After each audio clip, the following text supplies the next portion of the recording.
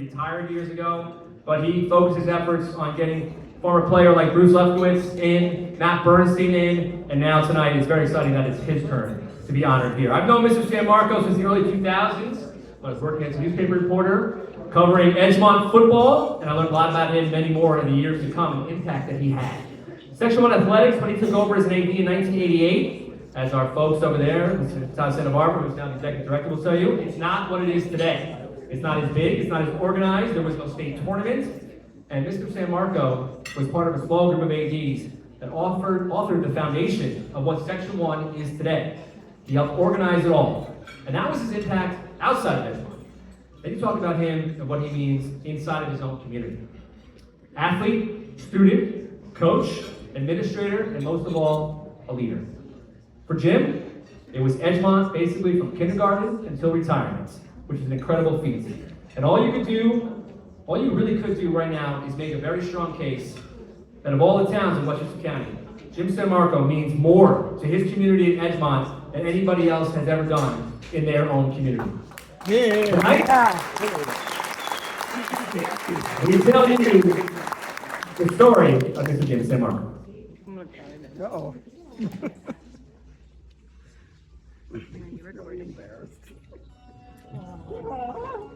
Westchester County Sports Hall of Fame 2024.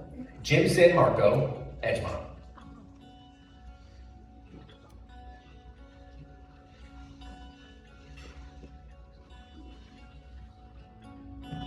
There are certain athletes and coaches who become so good that their names become synonymous with their community. Then there are the rare ones, like Jim San Marco, who becomes something greater.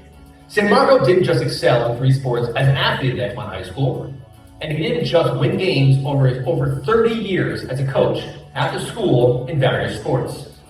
To this day, San Marco has carved a place in Edgemont athletics history.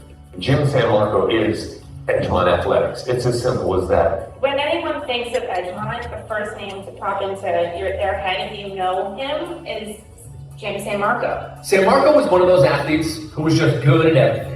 In high school, he starred in football, basketball, and baseball. He was a gifted bowler, an almost unbeatable tennis player, and he could still swing a golf club. He graduated from Edgemont in 1963, earning his letters and plenty of accolades along the way. He went from being a student to being a gym teacher to being every coach possible in every sport to athletic director to having the gym named after him. Nobody had a career of success and contributions and being part of the community from the time that he was a student, three sports all county to his, illustrious teaching career. Yeah, we knew that, that he was a great athlete when he was younger, but we've always, played with him in, pickup games and even in practices where you can just see when he demonstrated skills or when you got out there and played with them, how, knowledgeable and how talented he was. From Edgemont, San Marco went to Ithaca College, where he continued competing, but also discovered his true passion. After college, he decided to come home to Edgemont, where he transitioned from famed athlete into Hall of Fame coach and AD.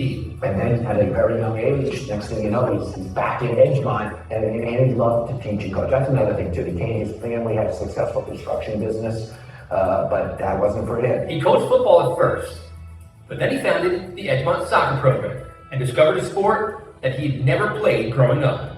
San Marco charted his path. He's a coach because he's a teacher, he's a student.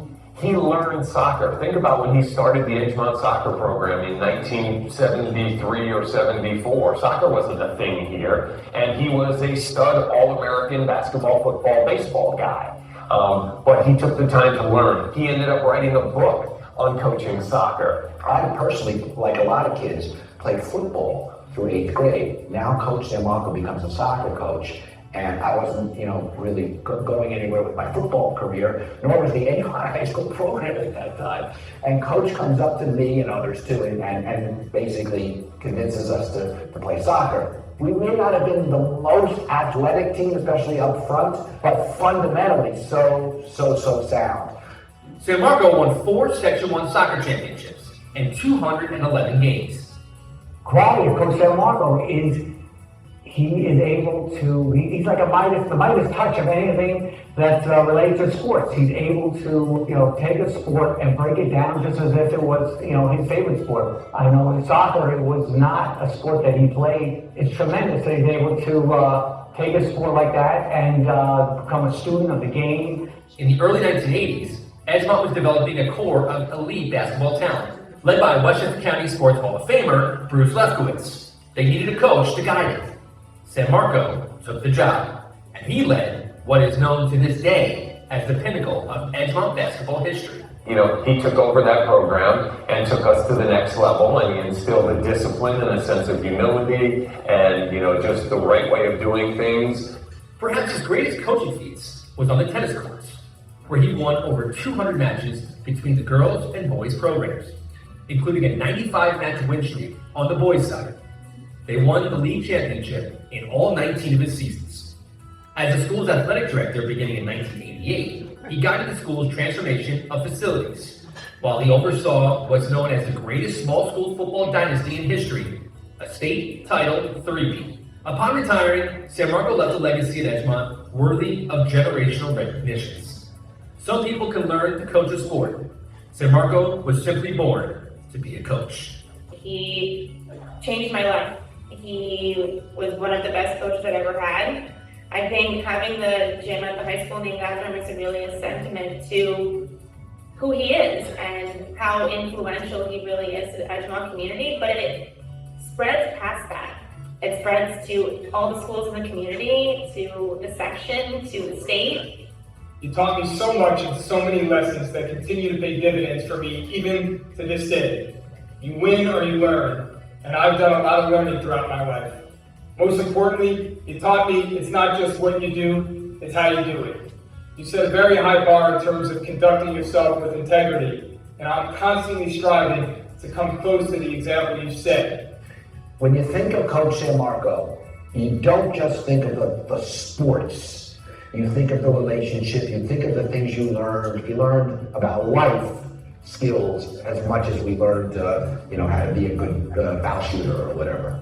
And I think the most important thing to me about Coach San Marco is the extent of his reach. He wasn't only coaching the star players or the good teams. He cared as much about the 7th grade gym class kid getting their first basket or, kicking their first goal as he did the 8th man on the, basketball team or the lineman on the football team. And that's really what sets him apart, that he genuinely cared. I mean, he touches you in every aspect, and he just wants to make a difference in everybody's lives and will do whatever it means to do that.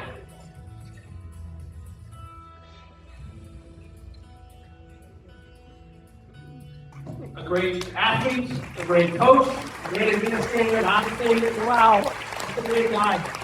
We got the boys all together. James San Marco, come on up.